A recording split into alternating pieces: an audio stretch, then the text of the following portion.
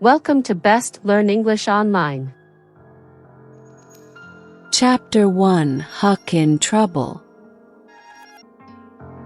Huckleberry Finn stood at the edge of the Mississippi River, the sun dipping low in the sky and casting a golden hue across the water. A sense of mischief danced in his heart, but trouble lurked just behind the laughter. The town of St. Petersburg was a place where rules were made for breaking, and Huck was the champion of that cause.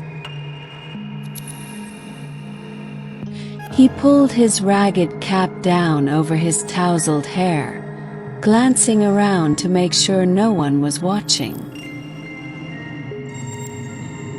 He had plans for the day, plans that involved a grand adventure and, of course, a bit of trouble. Just then, the sound of angry voices cut through the evening air. Huck's instincts kicked in, and he ducked behind a gnarled oak tree. Peering out, he saw Tom Sawyer, his best friend, embroiled in a heated argument with a couple of older boys. They were pushing Tom around, taunting him with insults Huck couldn't quite hear but could imagine well enough.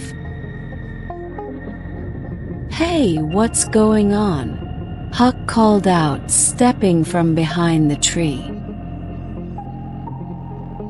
Tom glanced over, relief washing over his face. "Huck, these bullies think they can take my stuff. I was just standing up to them." Without a second thought, Huck stepped forward. "You boys best back off. You don't want to mess with us." The older boys laughed, a harsh, mocking sound. "What are you going to do, Finn? You're just a ragamuffin with no sense." Huck's jaw tightened. He didn't take kindly to bullies, especially when they picked on his friends. With a quick glance at Tom, who nodded in agreement, Huck had a plan. "Let's have a duel then," Huck challenged, his heart racing. "Right here, right now. Winner takes all." The bullies exchanged glances, clearly amused. "You're on, Huck. What are the stakes?" "Whoever loses has to apologize and leave town for a week," Huck declared, the words rolling off his tongue with a bravado he didn't fully feel. Tom's eyes widened, but he trusted Huck to think fast. The older boys, emboldened by their size and experience, agreed. They stepped back, preparing for whatever absurdity Huck had in mind. "All right, let's do it," Huck shouted. He grabbed a nearby stick, holding it like a sword. Tom quickly found another, ready to back him up.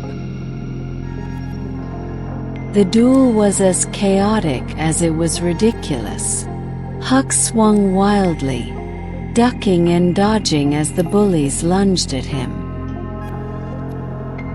They weren't expecting the relentless spirit that fueled Huck's every move. He feigned left, then spun right, landing a solid hit on one of the bullies' knees. Laughter erupted from a nearby group of kids who had gathered to watch the spectacle. The tide was turning.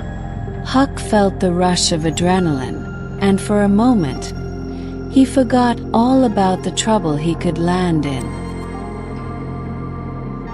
But then one of the older boys caught Huck off guard, tackling him to the ground. The world spun as he fell, but Huck wasn't about to back down. With a surprising burst of strength, he rolled, using his smaller size to his advantage, and sent the bully sprawling. In a blur of fists and feet, Tom and Huck fought valiantly. The older boys, realizing they were outmatched in spirit if not in size, began to retreat. With a final defiant shout, Huck lunged forward and knocked the last bully off balance, sending him tumbling into the muddy bank. The bullies, embarrassed and angry, stormed off, leaving the two friends to bask in their victory. "Did we really just do that?" Tom asked, still catching his breath. Huck chuckled, wiping mud off his shirt. "I reckon we did. But we'd better get out of here before they come back with friends." As they made their way toward the river, the thrill of adventure still coursing through their veins, Huck couldn't help but think that trouble was never far behind him. But with a friend like Tom by his side, he felt ready to face whatever came next. Little did they know, this was just the beginning of a much bigger adventure. One that would lead them far beyond the banks of the Mississippi and into the depths of their own hearts. Part 2. In a bustling office building downtown, a group of new employees gathered for their first day of training. The room was bright, filled with the scent of fresh coffee and the soft hum of excitement mixed with anxiety. Among them was Sarah, a recent college graduate eager to start her career in marketing. As they settled into their seats, the head of training, Mark, entered with a confident stride. With a warm smile and an easy demeanor, he welcomed the group. "Welcome, everyone. You're about to embark on an exciting journey. This training will not only equip you with the skills you need, but also help you build connections that will last throughout your career." Mark's words resonated with Sarah, who had always believed that collaboration was the key to success. The training kicked off with icebreakers, each new employee sharing a fun fact about themselves. Sarah discovered that her love for hiking was shared by a fellow trainee, Tom, who had summited a few of the local mountains. The first module was about the company's values. Mark emphasized teamwork, innovation, and integrity. "These aren't just buzzwords, they are the foundation of our work culture," he explained. Sarah felt inspired as she envisioned how these values would shape her journey. As the days progressed, the training delved into more technical skills, marketing strategies, data analysis, and digital tools. They participated in role-playing exercises where they had to pitch ideas and handle client objections. Sarah often found herself paired with Tom, and they quickly developed a rhythm. They encouraged each other, shared constructive feedback, and celebrated small victories. One afternoon, during a particularly intense session on campaign development, Sarah struggled to come up with a creative idea. Frustrated, she buried her head in her hands. Tom noticed and leaned over. "Hey, let's brainstorm together. Sometimes two minds are better than one." With Tom's help, Sarah found her footing again. They crafted a compelling campaign centered around sustainability, which Mark praised during their presentations. "You both have a great synergy," he remarked. "This is what teamwork looks like." As the training program neared its end, the employees were assigned a final group project. Develop a marketing strategy for a new product launch. Sarah and Tom joined forces again, but this time, they also included a few others from their training cohort: Maya, a graphic designer, and James, a data analyst. They met every evening after training, combining their diverse skills. The project brought out creativity and camaraderie. They sketched ideas, analyzed market trends, and refined their presentation.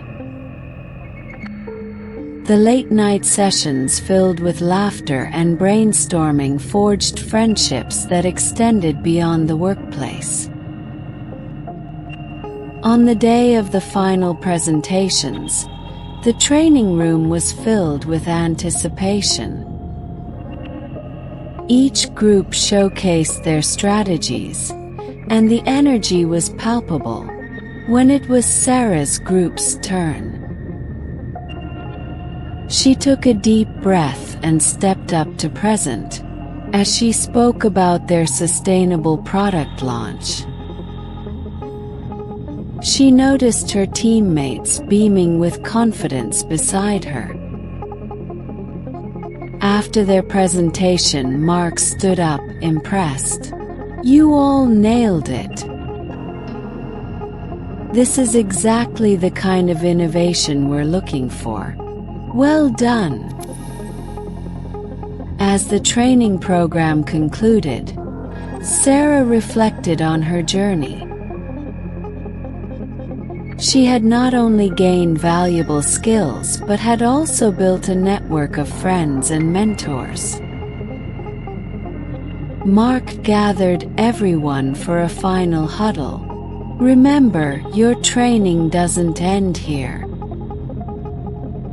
Continue to support each other and keep the spirit of collaboration alive." She was ready to take on the world of marketing, confident in the knowledge that she was never alone in her journey. Weeks turned into months, and the friendships forged during training blossomed into a strong support system. Sarah, Tom, Maya, and James formed a small team that often collaborated on projects, always bringing each other new ideas and perspectives. One day, the company announced an upcoming initiative focused on social responsibility. The team saw an opportunity to create a campaign that aligned with the values they had learned during training. They brainstormed late into the night, fueled by coffee and their shared passion for making a difference. When the time came to present their idea to the executives, Sarah felt a mix of nerves and excitement. She remembered Mark's words about teamwork and leaned on her friends for support.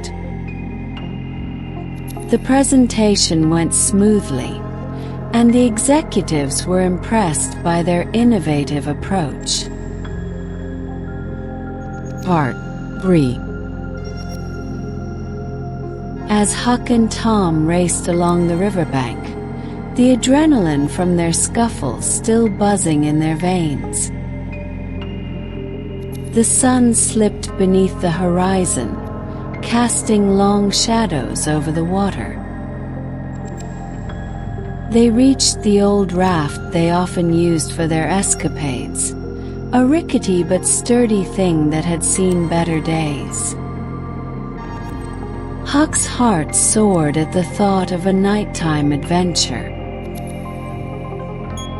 "Let's get out on the water," Huck suggested, excitement sparking in his eyes. "We can fish or just float around." Tom nodded eagerly. "Sounds good, but we've got to be careful. Those boys might come back looking for trouble." Huck shrugged. "Let 'em. We'll be gone before they even think to look for us." They untied the raft and pushed it into the gentle current. As they climbed aboard, the world around them shifted from the familiar land of St. Petersburg to the vast expanse of the river, a place where they felt truly free.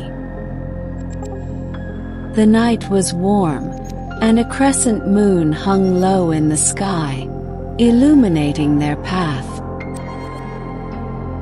The water glistened like 1,000 scattered diamonds, and the sounds of crickets serenaded them as they drifted downstream. "What do you think is out there?" Tom asked, looking into the darkness beyond the shore. Huck leaned back, his hands behind his head. "I reckon there's a whole world just waiting for us. Adventures that no one else has ever had. We could be pirates or treasure hunters." Tom laughed. "Pirates, huh? We'd have to find a ship first. But I'd be the best captain you ever saw." The boys laughed, letting their imaginations run wild, unaware that they were about to step into a real adventure, one that would test their friendship and courage like never before. Suddenly, Huck's expression changed. A flicker of movement caught his eye upstream. "Tom, look!" He pointed toward the shore where a light bobbed in the distance, flickering like a firefly. "What is that?" Tom squinted, trying to see through the darkness. "I don't know, but it could be trouble. Let's paddle closer." Huck grabbed a long pole and began to row, Tom following his lead. As they drew nearer, the light became clearer, revealing a small campfire surrounded by a group of shadowy figures. Huck felt a knot tighten in his stomach. "Those look like men. We should turn back." But Tom, ever the curious one, shook his head. "We can't just leave. What if they're doing something interesting? We could find out what they're up to." Huck hesitated. "You know what happened last time we got too close to a campfire?" He recalled their last adventure, which had led to a run-in with a gang of thieves. "Just a quick peek, Huck. We'll stay hidden," Tom urged, his eyes gleaming with excitement. With a reluctant nod, Huck agreed. They drifted silently toward the bank, hiding the raft in the shadows of overhanging trees.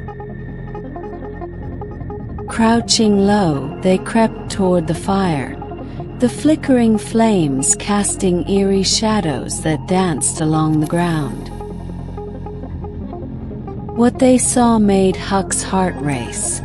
A group of rough-looking men sat around the fire, talking in low voices. They were armed and wore tattered clothing, their faces shadowed by wide-brimmed hats. Huck's instincts screamed at him to run. "Maybe they're just travelers," Tom whispered, his voice barely audible. "Travelers don't usually carry guns," Huck replied, his gaze fixed on the men. "We should go." But before they could retreat, one of the men stood up, casting his eyes toward the trees. "I swear I saw something move over there." Panic surged through Huck as he motioned for Tom to back away. They turned and began to creep back toward the raft. But the sound of branches snapping underfoot echoed in the stillness. "Hey, you too!" one of the men shouted, his voice sharp and commanding. "Get over here!" Huck's heart dropped. They were caught. "Run!" Huck yelled, and they bolted toward the raft, adrenaline propelling them forward. The men shouted behind them, and Huck could hear the thud of footsteps gaining ground. They reached the raft just as a shout pierced the night. "Stop, you little thieves!" Without thinking, Huck pushed the raft into the water. "Get in, Tom!" They leaped aboard just as the men reached the shore, splashing water everywhere. Huck grabbed the pole and began to row furiously, the current pulling them downstream. He glanced back to see one of the men lunging for the raft, but they were already moving too fast. "Go, go!" Tom shouted, his face pale with fear. Huck rowed with all his might, and soon they were a safe distance away. The men's shouts faded into the night, and the only sound was the rush of the river. Panting, they slowed their paddling and let the raft drift. Huck looked at Tom, who was still wide-eyed. "What in tarnation was that?" "Trouble," Tom replied, half laughing and half shaking. "Real trouble." Huck leaned back, trying to catch his breath. "We're gonna need a better plan next time." Video is over. Get out of here first, comment and let me know how you liked the video. And subscribe if you like your will and it's part 2.